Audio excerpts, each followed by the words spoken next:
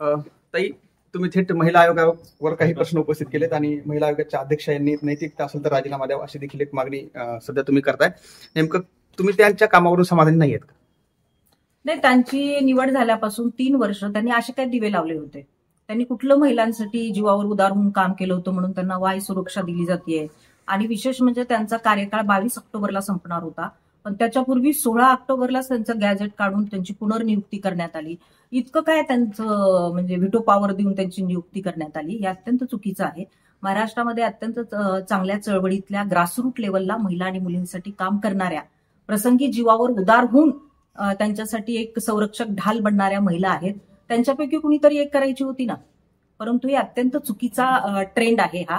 आणि त्या बीड जिल्ह्यात येत आहेत तर मी म्हणते की खऱ्या जर त्या महिला आणि मुलींच्या प्रश्नावर काम करण्यासाठी बीडमध्ये येत असतील, अन्याय आणि अत्याचारग्रस्त महिलांसाठी न्याय मिळवून देण्यासाठी त्या मुलींना येत असतील तर मी त्यांचं स्वागत करते.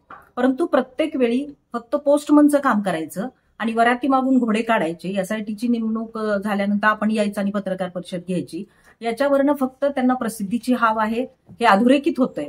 आणि मला असं त्यांना सांगायचंय की अहो ताई, विधिमंडळाचं अधिवेशन चालू आहे, तुमची तिथं गरज आहे. कारण राज्य महिला आयोगाच्या काय तरतुदीमध्येच असं म्हटलेलं आहे की जर तुम्हाला राज्यभरात फिरून महिला आणि मुलींच्या कायद्यांमध्ये काही तुम्हाला त्रुटी आढळून आल्या किंवा अंमलबजावणीच्या प्रोसेसमध्ये किंवा एसओपीच्या प्रोसेसमध्ये काही त्रुटी आढळून आल्या तर तुम्ही शासनाला शिफारशी करायला हव्यात. जसे की बालविवाह असेल, हुंडाबळी असेल, त्यानंतर विनयभंग असतील, पोक्सोचे ऍक्ट असतील, बलात्कार असतील, ह्या सगळ्यांमध्ये तुम्हाला अजून काय इम्प्रूव्ह करता येईल आणि महिला आणि मुलींना न्याय देता येईल याच्या सगळ्यांच्या सूचना आणि शिफारशी देण्याचं काम तुम्ही राज्य महिला आयोगाचे अध्यक्ष म्हणून केलं पाहिजे. परंतु तुम्हाला त्यातलं काही नॉलेज नसल्यामुळे आपल्याला शिफारशी द्याव्या लागतात, याच तुम्ही अनभिज्ञ आहात यात. आणि त्यामुळे तुम्ही अशा कुठल्याही शिफारशी देऊ शकल्या नाहीत किंवा देत नाही आहात. आणि दुसरं मला इथं महत्वाचं सांगायचं आहे की राज्य महिला आयोगाने पोस्टमनचं काम करायचं नसतं. राज्य महिला आयोगाने राज्यातल्या महिला आणि मुलींना मेन स्ट्रीम मध्ये आणून त्यांचं सर्वांगीण आयुष्य कसं आपल्याला सुधारवता येईल आणि कसं त्यांना कायद्याने संरक्षण देता येईल हे पाहायचं असतं. आज तुम्ही बघा, भरोसा असेल, दक्षता समिती असेल, त्यांच्या कुठल्याही मिटिंग्स होत नाहीत, पण यांना काही पडलेली नसती. यांना फक्त हाय प्रोफाईल मॅटरमध्ये यायचं आणि काहीतरी पत्रकार परिषद घेऊन हायलाईट स्वतःला करायचं. वैभवी देशमुख मसाजोगची महाराष्ट्राची कन्या नव्हती का? काल परवा ज्या गतिमंद मुलीवर केस तालुक्यात बलात्कार झाला, ती महाराष्ट्राची लाडकी बहीण नाही का? तिच्याकडे तुम्ही जातात का? हे त्यांना माझे प्रश्न आहेत. दुसरा प्रश्न देखील यापूर्वी त्यांनी घेतले होते, त्याच्यामध्ये तक्रारीचं निवारण झालंय का? तुम्ही त्याची काही माहिती घेतली? आता त्या जनता दरबार भरवतात, त्या म्हणतात की आतापर्यंत महिला आयोगाने कधी जनता दरबार भरवला नाही. याच्या अगोदर ज्या राष्ट्रीय अध्यक्ष झालेल्या आहेत त्या जनता दरबार भरवत होत्या. अगदी त्या राज्य महिला आयोग आपल्या दारी अशी संकल्पना राबवून त्या जनता दरबार भरवत होत्या. त्या भले कुठल्याही पक्षाचा असू देत, मला काही त्याच्याविषयी बोलायचं नाही. जनता दरबारामध्ये ज्या तक्रारी येतात त्याचा पाठपुरावा त्या करतात का? त्याचं पर्सुएशन करतं का? मी तुम्हाला एक उदाहरण सांगते.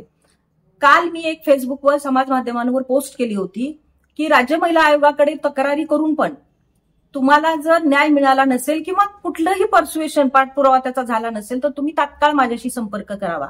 तर तुम्हाला मी दाखवू शकते मोबाईलमध्ये. मला व्हॉट्सअपवर इतके मेसेजेस आलेत, तक्रारी आल्यात आयोगाच्या की आम्ही तक्रारी केल्या.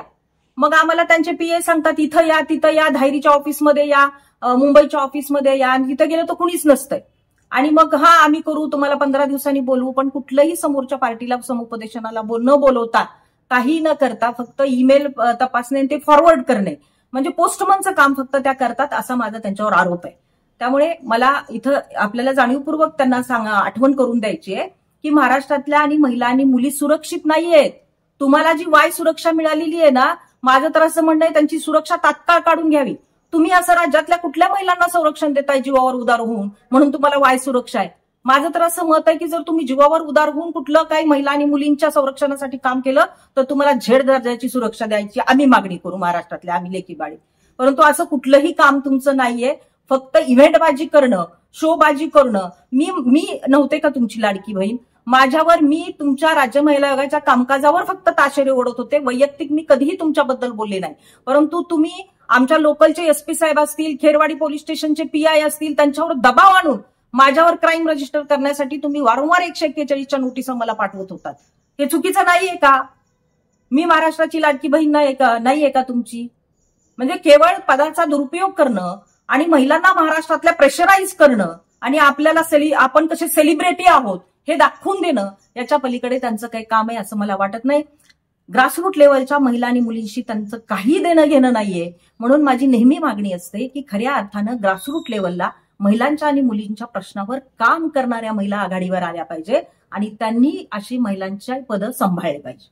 ओके. नेहमीच हे त्याच्या बाबतीत सरकार का निर्णय घेत नाही, का त्यांच्याच बाजूने सरकार उभं राहतं, काय सांग? आता त्या कॉन्ट्रोव्हर्सीमध्ये राहतात. आपण पाहत असाल ज्यावेळी मध्येही रान माजलं होतं, महाराष्ट्रात एकमेव मी पहिली महिला अशी आहे की त्यांच्या कामकाजावर मी कायम बोट ठेवते. आपल्यालाही त्याची जाणीव आहे. आमचे जे बीड जिल्ह्यातले पत्रकार आहेत त्यांनाही ही जाणीव आहे की पहिल्यापासून मी त्यांच्या कामकाजावर बोट ठेवते, की त्यांना अनुभव नाही महिला आणि मुलींच्या प्रश्नावर काम. त्यांच्या वैयक्तिक आयुष्यात मला काही देणं घेणं नाही. परंतु त्यानंतर मी तुम्हाला सांगते की त्या कॉन्ट्रोव्हर्सीमध्ये राहतात आणि त्यांना असं वाटतं की मी कॉन्ट्रोव्हर्सीमध्ये राहिले म्हणजेच मी काम करते, असं एक त्यांचं परसेप्शन आहे, असं एक त्यांनी चित्र निर्माण केलंय आणि त्यात त्या खुश आहेत. हे दुर्दैव. मात्र उद्या ते बीडमध्ये येणार आहेत, त्यावेळेस तुमचं काही त्यांना इशारा असेल, आंदोलन असेल, काय इशारा आहे माझी त्यांना विनंती आहे, सगळंच आहे माझं त्यांना. मला त्यांना एकच सांगायचंय की तुम्ही राज्य महिला आयोगाच्या अध्यक्ष आहात आणि 24/7 महिलांच्या आणि मुलींच्या प्रश्नांच्या तक्रारीचं निवारण करणं हे तुमचं काम आहे. असं कुठंच घडताना दिसत नाहीये. मात्र त्यांच्या कामावर तुम्ही बोट ठेवत आहात, मात्र जे त्यांच्या माध्यमातून ते महिला आयोगाचं काम करतात त्यांना त्यांच्या कामावर भरोसा आहे असं वाटतं?